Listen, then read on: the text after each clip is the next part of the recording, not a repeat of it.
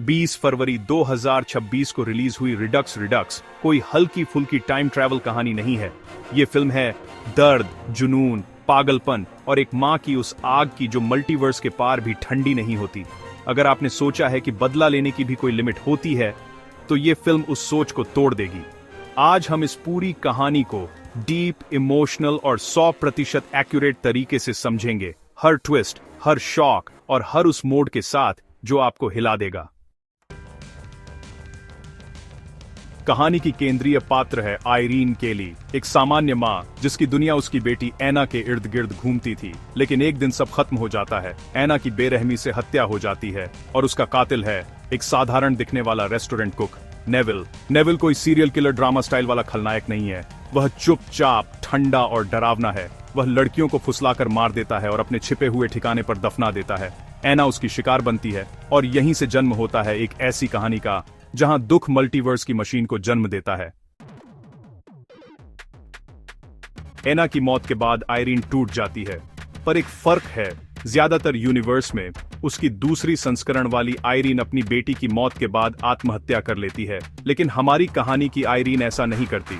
वह निर्णय लेती है नेविल को हर यूनिवर्स में ढूंढकर मार डालेगी। उसके पास है एक रियलिटी हॉपिंग मशीन, एक यूनिवर्स से दूसरे में जाने वाली डिवाइस जो हर हॉप में एंकर की तरह उसी जगह पर टिक जाती है। मतलब जहां से वह जाती है, अगले यूनिवर्स में भी मशीन उसी भौतिक लोकेशन पर प्रकट होती है। यह मशीन उसकी बदले की तलवार बन जाती है। सालों से वह यही करती आ रही है, नेविल के वेरिएंट्स को ढूंढना, उनका पीछा करना और उन्हें खत्म करना। लेकिन हर हॉप उसकी बैटरी खत्म कर रहा है और उसका दिल वो पहले ही जल चुका है। एक यूनिवर्स में आयरीन को पता चलता है कि इस दुनिया का नेविल एक नई शिकार के पीछे है। एक टीनेज रनअवे लड़की मिया। मिया अकेली है, घर छोड़कर भागी हुई, असुरक्षित। आयरीन पहले मिया को बचाती है और उसे रास्ते पर भेज देती है, पर ट्विस्ट, मिया उसका गन चुरा लेती है। अब आयरीन को उसे ढूंढना पड़ता है। दोनों अलग अलग रास्तों से नेविल के ठिकाने पर पहुंचते हैं, वही भयानक जगह जहां वह अपनी शिकारों को दफनाता है। वहां आयरीन और मिया के बीच तनाव है, पर एक समझौता होता है। दोनों फैसला करते हैं नेविल को खत्म करना है। नेविल एक गैस स्टेशन में आता है। वहां होता है एक हिंसक गन फाइट आयरीन, नेविल और क्लर्क के बीच। नेविल क्लर्क को गोली मार देता है। आयरीन मिया से कहती है मशीन में जाओ। वह नेविल को गोली मारती है और दोनों हॉप कर जाते हैं एक नई रियलिटी में। इस नए यूनिवर्स में गैस स्टेशन का वही क्लर्क जिंदा है। मिया पहली बार समझती है ये कोई साइंस फिक्शन गेम नहीं है, ये असली मल्टीवर्स है। आयरीन बताती है बैटरी खत्म हो रही है। मल्टीवर्स में एक अंडरग्राउंड नेटवर्क है ऑपरेटिव्स का। वे लोग पार्ट्स और मशीन का व्यापार करते हैं। वे एक ऑपरेटिव को ट्रैक करती है। ट्विस्ट, वे ऑपरेटिव भी एक नेविल है और वे एक दूसरे ऑपरेटिव को बुलाता है जिसके पास बैटरी है। दोनों की नजर मिया पर है। वे कहते हैं बैटरी चाहिए तो लड़की दो। यहां पहली बार आयरीन रुकती है। उसकी आंखों में दुविधा दिखती है। क्या वह अपने मिशन के लिए मिया को सौदा कर दे? नहीं, नेविल उन्हें अंडरग्राउंड लॉक कर देता है, लेकिन आयरीन और मिया भाग निकलते हैं। दोनों नेविल ऑपरेटिव्स को मार देती हैं और बैटरी ले लेती हैं। अब वे साथी बन चुके हैं। एक नई रियलिटी में आयरीन बताती है मैं अकेली हूं जिसने आत्महत्या नहीं की। ज्यादातर यूनिवर्स में एना की मौत के बाद आयरीन खत्म हो जाती है। यह संस्करण जिंदा है क्योंकि उसके पास बदले का लक्ष्य है। वह कहती है कि कभी कभी वह अपने दूसरे वर्जन के खाली घरों को बेस की तरह इस्तेमाल करती है। वह नेविल को ट्रैक करती है, पर इस यूनिवर्स में नेविल पहले ही एक मिया को मार चुका है। घर में उस यूनिवर्स की मिया की लाश पड़ी है। आयरीन हिल जाती है। मिया के प्रति उसका लगाव बढ़ चुका है। अब वह सिर्फ बदले वाली मशीन नहीं है, वह फिर से मां जैसा महसूस करने लगी है। आयरीन कहती है हमें रुक जाना चाहिए।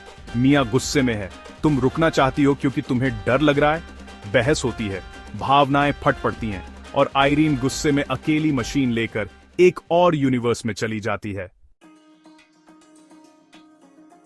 इस नई दुनिया में नेविल 15 साल पहले ही पकड़ा जा चुका है। इसका मतलब इस यूनिवर्स में एना जिंदा है। आयरीन वहां जाती है, वह अपने दूसरे वर्जन को देखती है, एना को देखती है, दोनों खुश हैं, सामान्य जीवन। एना उसे देख लेती है। आयरीन के सामने सवाल है, क्या वह इस दुनिया की जगह छीन ले? क्या वह अपनी बेटी को वापस ले? नहीं, वह फैसला करती है, उसे जीने दो। यह कहानी का सबसे इमोशनल मोड है। पहली बार बदले से ज्यादा अहमियत प्यार को मिलती है। इधर मिया अकेले नेविल का सामना करती है। नेविल उसे पकड़ लेता है, बेहोश कर देता है। वह उसे उसी ठिकाने पर ले जाता है जहां वह लाशें छुपाता है। एक और मिया की डेड बॉडी वहां है। जब नेविल मिया पर हमला करने वाला होता है, आयरीन लौट आती है। वह नेविल को गोली मारती है, पर नेविल उसे भालू वाले ट्रैप में फंसा देता है। मिया को बैरल में डालकर झील में फेंक देता है। आयरीन को भी झील में फेंक देता है। नेविल पहचान लेता है, तुम उस लड़की की मां हो। वह सच्चाई समझ चुका है। झील में डूबती आयरीन, बैरल में बंद मिया, लेकिन मिया खुद को आजाद कर लेती है। वह नेविल को मार देती है। आयरीन भी ट्रैप से खुद को आजाद कर पानी से बाहर आती है। नेविल आखिरकार खत्म, इस बार स्थायी रूप से। दोनों वापस उस यूनिवर्स में लौटती हैं जहां एक आयरीन मर चुकी है। उसका घर खाली है। वे वहीं रहने का फैसला करती हैं। एक नया परिवार, बिना खून के, बिना मल्टीवर्स के। वे रियलिटी हॉपिंग मशीन को जलते हुए देखती हैं। बदले की मशीन आग में खत्म हो जाती है और पहली बार आयरीन सिर्फ एक मां बनती है, योद्धा नहीं। रिडक्स सिर्फ साई-फाई थ्रिलर नहीं है, यह है गम बनाम जुनून, बदला बनाम स्वीकार, और क्या होगा अगर की पागल दुनिया। मल्टीवर्स यहां सिर्फ टेक्नोलॉजी नहीं है, वह शोक की अनंत परतें हैं। हर यूनिवर्स एक अगर है। और आखिर में आयरीन सीखती है, कुछ दर्द मिटाए नहीं जाते, उन्हें बस स्वीकार किया जाता है।